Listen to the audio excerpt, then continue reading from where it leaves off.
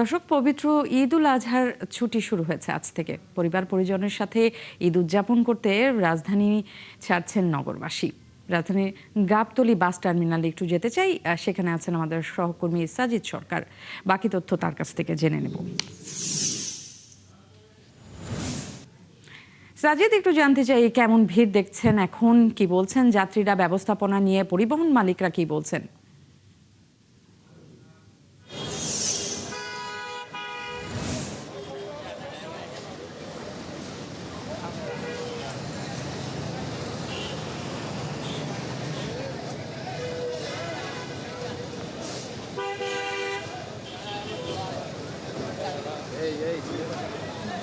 Nancy, সকাল থেকে আসলে যতটা ভিড় কম ছিল তার চেয়ে কিন্তু এখন বেলা গড়ার সাথে সাথে কিন্তু ভিড়টা আমরা বাড়তে দেখছি। বিশেষ করে যারা আসলে গতকাল যেতে পারেননি, সেই সমস্ত বিশেষ করে বেসরকারি বিভিন্ন কোম্পানিতে যারা চাকরি করেন, তারা কিন্তু বিকেলের পর থেকেই এই টার্মিনাল এসে কিন্তু জড়ো হচ্ছেন। আমরা দেখছি যে এই টার্মিনাল থেকে আপনি জানেন যে প্রায় দক্ষিণাঞ্চল এবং পশ্চিমাঞ্চল সহ উত্তরাঞ্চলের সব ধরনের পরিবহন পাওয়া যায়, যে কারণে কিন্তু এই টার্মিনালটি আসলে অনেক জনবহুল থাকে এবং সেই মাত্রা অনেকটা আসলে বাড়তে শুরু করেছে।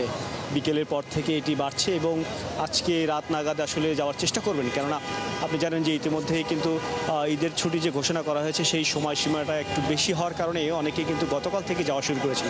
গতকাল আসলে সরকারি ছুটির পর থেকে যে যাওয়া শুরু হয়েছে সেই যাওয়াটা কিন্তু আজকে থেকে অনেক পুরোদমে শুরু হবে। তবে কাল নাগাদ সেটি আসলে হয়তো কমে যাবে, যেহেতু আর মাত্র দুদিন বাকি রয়েছে ঈদের। আর একই সাথে এই যাত্রাকে ঘিরে যেন কোনো ধরনের বিশৃঙ্খলা তৈরি না হয় এবং বাড়তি ভাড়া নেওয়ার জন্য প্রবণতা না তৈরি হয়, সে কারণে কিন্তু বিআরটি এর পক্ষ থেকে প্রতিটি কাউন্টারেই নির্বাহী ম্যাজিস্ট্রেট এবং আদালত বসানো হয়েছে।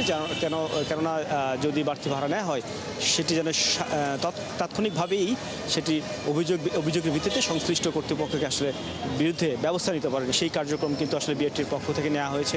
একই সাথে আইন শৃঙ্খলা যেন সমুন্নত থাকে, সে কারণে কিন্তু র্যাব থেকে শুরু করে পুলিশ সহ সেনাবাহিনীর আমরা টহল দেখছি। কেননা ইতিপূর্বে কিন্তু দেখা গিয়েছে যে এই টার্মিনালে যারা আসলে শ্রমিকরা রয়েছেন, তারা বিশেষ করে যাত্রী কম থাকলে যে টানাটানি বা টানা হেঁচড়া যে বিষয়গুলো থেকে থাকে বা বাড়তি ভাড়া নেওয়ার যে প্রবণতা থেকে থাকে, সেই কারণে কিন্তু এই ব্যবস্থাগুলো বা সব ধরনের ব্যবস্থাই রাখা হয়েছে এবং এই বিষয়গুলো নিয়ে কিন্তু আসলে যাত্রীরাও বেশ খুশি। তারা আশায় আছেন এবং খুশি মনে ঢাকা থেকে তারা নিজ গন্তব্যে নিজ বাড়িতে গিয়ে পৌঁছাবেন এবং পরিজনের সাথে এবং আত্মীয় স্বজনের সাথে ঈদ করবেন। সে কারণে কিন্তু অনেকেই কিন্তু রওনা হয়েছেন বাড়ির উদ্দেশ্যে, গন্তব্যে। আসলে সেটাই প্রত্যাশা করি, সবাই যেন নিরাপদে তাদের পরিবার পরিজনের কাছে যেতে পারে ঈদ করতে। আপনাকে ধন্যবাদ। দর্শক, আমাদেরকে সাজিদ সরকার জানাচ্ছিলেন গাবতলী বাস টার্মিনালে যে খবরাখবর ঈদ যাত্রা, সেই খবরাখবর।